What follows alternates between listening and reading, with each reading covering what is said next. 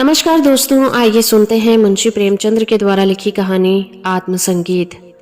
आधी रात थी, नदी का किनारा था, आकाश में तारे स्थिर थे। रानी मनोरमा ने आज गुरु दीक्षा ली थी। दिन भर दान और व्रत में व्यस्त रहने के बाद मीठी नींद की गोद में सो रही थी। अकस्मात उसकी आंखें खुली और ये मनोहर ध्वनियां कानों में पहुंची। वो व्याकुल हो रही थी। जैसे दीपक को देखकर पतंग, वो अधीर हो उठी। जैसे खांड की गंध पाकर चींटी, वो उठी और द्वारपालों और चौकीदारों की दृष्टियां बचाती हुई राजमहल से बाहर निकल आई। जैसे वेदनापूर्ण क्रंदन सुनकर आंखों से आंसू निकल जाते हैं। सरिता तट पर कंटीली झाड़ियां थी, ऊंचे कंगारे थे, भयानक जंतु थे और उनकी डरावनी आवाजें। मनोरमा कोमलता और सुकुमारता की मूर्ति थी, परंतु उस मधुर संगीत का आकर्षण उसे तन्मयता की अवस्था में खींचे लिए जाता था। उसे आपदाओं का ध्यान न था। वो घंटों चलती रही, यहाँ तक कि मार्ग में नदी ने उसका गतिरोध किया। मनोरमा ने विवश होकर इधर उधर दृष्टि दौड़ाई। किनारे पर एक नौका दिखाई दी। निकट जाकर बोली, माँ जी, मैं उस पार जाऊंगी। इस मनोहर राग ने मुझे व्याकुल कर दिया है। माँ जी, रात को नाव नहीं खोल सकता, हवा तेज है और लहरें डरावनी, जान जोखिम में है। मनोरमा, मैं रानी मनोरमा हूँ, नाव खोल दे, मुंह मांगी मजदूरी दूंगी। माँ जी, तब तो नाव किसी तरह नहीं खोल सकता, रानियों का इसमें निबाह नहीं। मनोरमा, चौधरी तेरे पांव पड़ती हूँ, शीघ्र नाव खोल दे, मेरे प्राण खींचे चले जाते हैं। माँ जी, क्या इनाम मिलेगा? मनोरमा, जो तू मांगे। माँ जी, आप ही कह दे, गवार क्या जानूं कि रानियों से क्या चीज मांगनी चाहिए। कहीं कोई ऐसी चीज न मांग बैठूं जो आपकी प्रतिष्ठा के विरुद्ध हो। मनोरमा, मेरा यह हार अत्यंत मूल्यवान है, मैं इसे खेवे में देती हूँ। मनोरमा ने गले से हार निकाला। उसकी चमक से माझी का मुखमंडल प्रकाशित हो गया। वो कठोर और काला मुख जिस पर छुरियां पड़ी हुई थी। अचानक मनोरमा को ऐसा प्रतीत हुआ मानो संगीत की ध्वनि और निकट आ गई हो।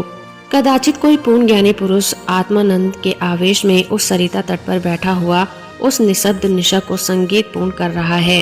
रानी का हृदय उछलने लगा। आह, कितना मनोमुग्धकर राग है। उसने अधीर होकर कहा, माँ जी, अब देर न कर, नाव खोल, मैं एक क्षण भी धीरज नहीं रख सकती। माँ जी, इस हार को लेकर मैं क्या करूँगा? मनोरमा, सच्चे मोती हैं। माँ जी, यह तो और भी विपत्ति है। माँ जी, यह तो और विपत्ति है। माँ जिन गले में पहनकर पड़ोसियों को दिखाएगी, वो सब ढाह से जलेंगी और गालियां देंगी। कोई चोर देखेगा तो उसकी छाती पर सांप लौटने लगेगा। मेरी सुनसान झोपड़ी पर दिन दहाड़े डाका पड़ जाएगा। लोग चोरी का अपराध लगाएंगे। नहीं, मुझे ये हार नहीं चाहिए। मनोरमा, तो जो कुछ तू मांग वही दूंगी, लेकिन देर न कर, मुझे अब धैर्य नहीं है, प्रतीक्षा करने की तनिक भी शक्ति नहीं है। इन राग की एक एक तान मेरी आत्मा को तड़पा देती है। माँ जी, इससे भी अच्छी कोई चीज दीजिए। मनोरमा, अरे निर्दयी, तू मुझे बातों में लगाए रखना चाहता है।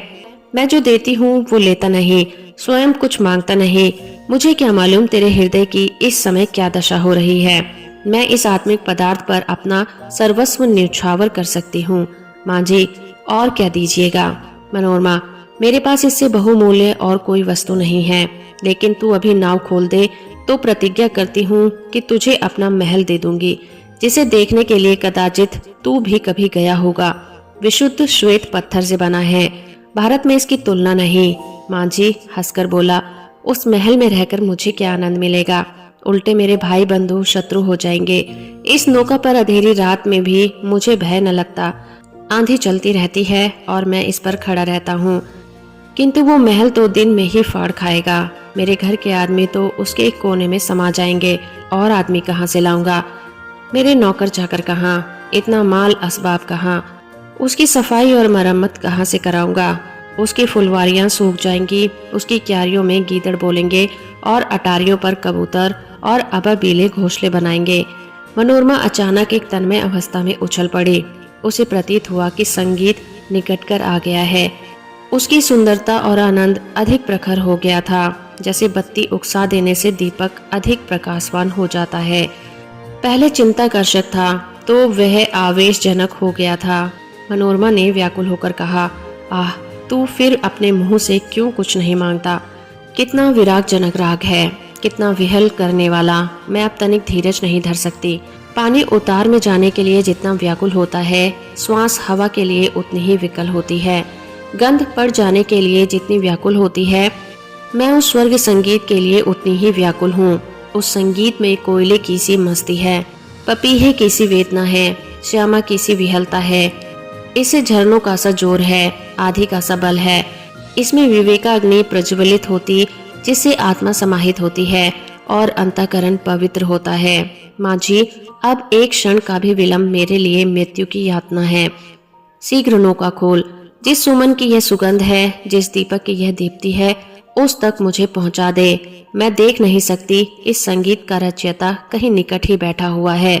वो निकट, माँ जी, आपका महल मेरे काम का नहीं, मेरी झोपड़ी उससे कहीं सुहानी है। मनोरमा, हाय, तो अब तुझे क्या दूं? ये संगीत नहीं है, ये वो सुविशाल क्षेत्र की पवित्रता है। ये समस्त सुमन समूह का सौरभ है, समस्त मधुरताओं की माधुरी है, समस्त अवस्थाओं का सार है। नौका खोल। मैं जब तक जीऊंगी तेरी सेवा करूंगी, तेरे लिए पानी भरूंगी, तेरी झोपड़ी बहारूंगी। हाँ, मैं तेरे मार्ग के कंकड़ चुनूंगी, तेरे झोपड़े को फूलों से सजाऊंगी, तेरी माझिन के पैर मलूंगी। प्यारे माझी, यदि मेरे पास सो जाने होती तो मैं इस संगीत के लिए अर्पण कर देती। ईश्वर के लिए मुझे निराश न कर।